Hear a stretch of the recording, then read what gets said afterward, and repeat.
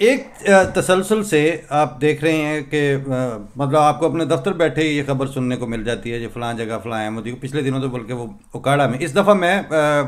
آپ کو وہ جو ہے نا وہ جو ایک ڈس گائز سا اور بڑا کور سا اور لیپا پوتی والے ماحول میں آج کی گفتگو نہیں ہو رہی کہ جی وہ پاسنگ ریمارک کے طور پر میں پوائنٹڈلی سیدھی بات پوچھ رہا ہوں آپ سے کہ دو چھوٹے چھوٹے بچوں کو لے کے باپ باہر کھڑا ہے اور اس کے گھر کے بالکل سامنے چھرے مار مار کے اس کو مار دیا، اگر اس کی خبر کہیں نہیں دیکھی آپ نے، یعنی مین سٹریم میڈیا کو صرف ذرا ہٹ کے پروگرام میں وسعت اللہ صاحب والے میں وہ آئے، انہوں نے بات کر دی کہ یہ ظلم، باقی ٹارگٹ کلنگ کے ایک تسلسل کے ساتھ یہ واقعہ بھی ہو گیا۔ اس کے بعد میری بات ہوئی تو میں نے ان سے کہا، اور بلکہ آج ایاز امیر صاحب سے بھی کہا کہ as a media person, as a senior anchor, کیا آپ یہ نہیں سمجھتے کہ ہماری یعنی احمدیوں کی جو خبر ہے وہ اسی وقت ٹی وی چینل کے کسی ایک کونے سے نصیب ہوگی جب ہمارا کوئی نقصان ہو چکا ہوگا؟ عام دنوں میں آپ کبھی نہیں دیکھیں گے کسی احمدی کو کسی جگہ آپ پریزنٹ نہیں دیکھیں گے۔ مختار صاحب، ڈو یو تھنک کہ جو احمدیہ ہیومن فائبر ہے وہ اتنا ہی پاکستان میں ناپید اور اتنا ہی نان اینٹیٹی ہے ہر فیلڈ آف لائف میں کہ کسی سبجیکٹ کے اوپر آپ کو احمدی اویلیبل نہیں ہوتا، کبھی کسی جگہ پہ آپ کو کسی پینل کا حصہ نظر نہیں آتے؟ ڈو یو تھنک کہ یہ میڈیا کی آرگنائزڈ بددیانتی ہے یا یہ اتفاقاً ہو رہا ہے یا احمدی وہاں پر ہیں ہی نہیں؟ یہ سیدھا سا سوال ہے میرا۔ دیکھیے بھٹی صاحب کہ دیکھیے اس کے ظاہر بہت سارے محرکات ہیں اور آپ ان محرکات سے واقف ہیں جی۔ پہلی بات تو یہ ہے کہ ہر جان کی حرمت ہے، اور کوئی بھی جان، وہ احمدی، شیعہ، سنی، مسلمان، کرسچین، عیسائی بعد میں ہے، وہ سب سے پہلے انسان ہے اور اس کی جان کی حرمت ہے۔ ہمارا مذہب بھی ہمیں یہی سکھاتا ہے، ہمارا آئین بھی یہی کہتا ہے کہ آپ کسی کی جان نہیں لے سکتے سوائے اس کے کہ with a due process of law, اور اس کا نقصان ایک بہت بڑا نقصان ہے، اور وہ پاکستان کی قوم کا نقصان ہوتا ہے، پاکستان کا نقصان ہوتا ہے، چونکہ جب پاکستان میں امن امان کے اس طرح کے حالات بنے اور انسیکیورٹی کا تاثر جائے تو ہم بحیثیت ملک اس سے نقصان اٹھاتے ہیں۔ اور تو میں جب کسی کی جان ناحق جاتی ہے تو میں اس کو تو میں سمجھتا ہوں کہ اس طرح کی عصبیتوں سے آگے بڑھ کر دیکھنا چاہیے۔ لیکن یہ بدقسمتی ہے کہ ہمارے ہاں اس وجہ سے بعض اوقات بلیک آؤٹ ہوتا ہے، میڈیا اس کو پوری توجہ نہیں دیتا۔ لیکن مسئلہ صرف اتنا نہیں ہے بٹ صاحب، آپ جس بات کی نشاندہی کر رہے ہیں یہ مسئلہ اپنی جگہ پہ موجود ہے۔ آج میں کہیں پہ پڑھ رہا تھا سوشل میڈیا پہ ہی، اور میرا نہیں خیال کہ وہ کوئی کسی مین سٹریم میڈیا کی کوئی بڑی ہیڈ لائن بنی ہے کہ ایک ٹرانسجینڈر پرسن کو جن کو ہم خواجہ سرا کہتے ہیں اردو میں، کہ ڈیرہ اسماعیل خان میں ان کو قتل کر دیا گیا۔ یہ کہیں میں سوشل میڈیا تھا، مین سٹریم میڈیا کی خبر نہیں ہے۔ دیکھیے مطلب ہمارے ہاں بدقسمتی یہ ہے کہ غریب ہو، پسا ہوا ہو، اقلیت ہو، خاص طور پہ کسی ایسی اقلیت سے ہو کہ جس حوالے سے جو ہے جو نیریٹیوز ہیں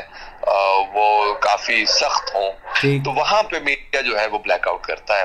اور میڈیا جو ہے وہ عام طور پہ ان چیزوں کو بعض اوقات نہیں اٹھاتا، پوری توجہ نہیں دیتا، بعض اوقات اس وجہ سے کہ وہ ان کو اہم نہیں سمجھتا، بعض اوقات اس وجہ سے کہ اس میں میڈیا کنزیومرز انٹرسٹڈ نہیں ہیں، اور بعض اوقات اس وجہ سے کہ بھئی اس پہ کوئی نیگیٹو ریئیکشنز نہ آئے۔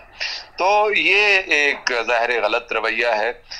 جیسے میں نے پہلے کہا کہ ظلم اور زیادتی جس کسی کے ساتھ بھی ہو، وہ کہتے ہیں کہ اگر ایک شخص کے ساتھ ظلم ہو رہا ہو تو وہ جیسے اگر آپ اس پہ آواز نہیں اٹھاتے تو وہ کل کسی اور کے ساتھ ہوگا، کل آپ کے ساتھ ہوگا،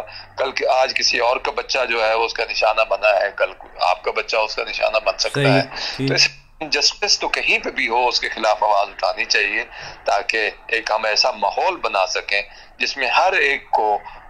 ایک ڈگنیفائیڈ انداز سے زندہ رہنے کا حق حاصل ہو۔ تو ہم ایک ایسا ہی معاشرہ چاہتے ہیں، میرے خیال میں ہر ذی شعور آدمی ایک ایسا ہی معاشرہ چاہتا ہے، لیکن بدقسمتی سے ہمارے ہاں ایک اسٹیٹ ریٹ کے بھی مسائل ہیں، ہمارے ہاں معاشرے کے اندر ایکسٹریمسٹ نیریٹیوز بھی ہیں، اور ہمارے ہاں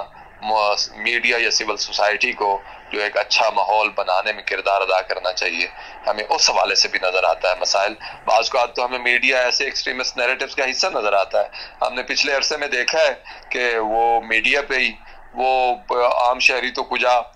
ایک دوسرے کے خلاف وہ ان کی حب الوطنی پہ بھی سوال اٹھائے جا رہے ہوتے ہیں. بلاسفیمی کے بھی باقاعدہ پرچے ہوئے ہیں سرونگ منسٹرز کے خلاف ہوتے رہے ہیں. بالکل ٹھیک ہے, ایسے ہی آپ اندازہ کریں مطلب یہ, اور وہ مسلمان ہی مسلمانوں کے خلاف, میجورٹی کمیونٹی ہی اپنے ہی ممبرز کے خلاف کرتی رہی ہے. تو ہمارے یہاں اس حوالے سے ایک بہت ہی انارکک سی صورتحال ہے, اور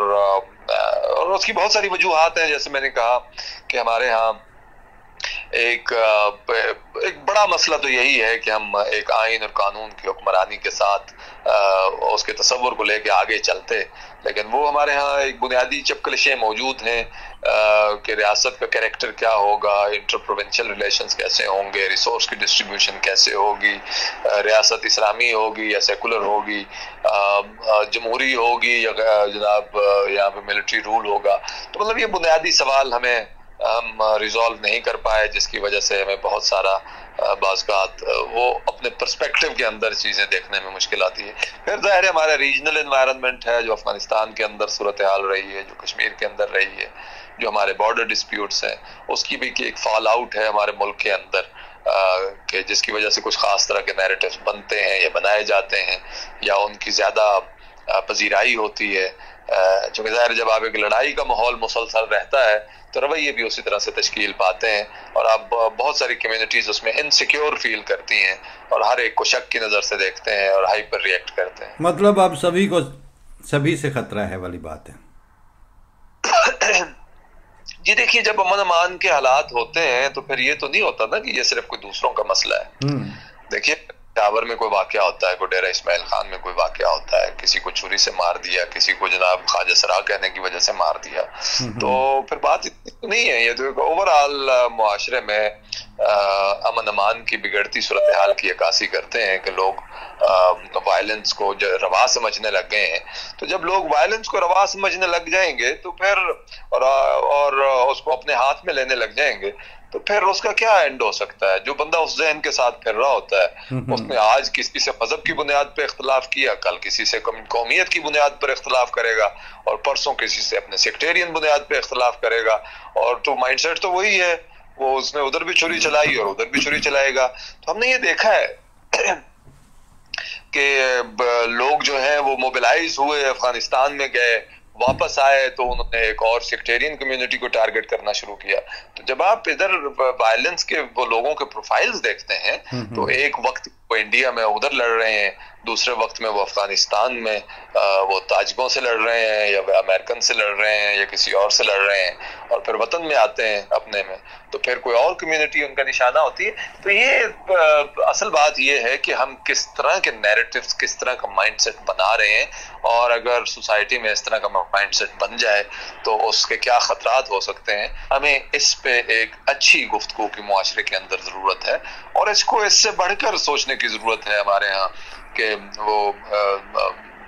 یہ مسئلہ صرف میری نظر میں صرف مائنورٹیز کا نہیں ہے. ادھر آپ بلاسفیمی کے کیس دیکھ لیں تو اس میں کوئی مائنورٹیز کے خلاف شاید کم ہے, اس میں جو کیسز زیادہ تر ہوئے ہیں وہ تو اچھے مطلب اکثریتی کمیونٹی کے بیچ میں لوگوں کے اختلافات کی وجہ سے بنے. جھگڑا کوئی اور ہوتا ہے اور بلاسفیمی کے الزام لگا کے سکور سیٹ کرنے کی کوشش کی جاتی ہے. کیونکہ ہمارے یہاں اخلاقی معیار بھی تو ہم اس طرح سے ہی ہے نا, مطلب ہمارے یہاں کوئی اعلیٰ اخلاقی معیار کے نمونے تو ہم ہیں نہیں ہیں. جائیداد کا مسئلہ ہو تو وہ بہن بھائی کے ساتھ تک چلے جاتے ہیں, ادھر عدالتیں بھری پڑی ہیں ایسے واقعات سے.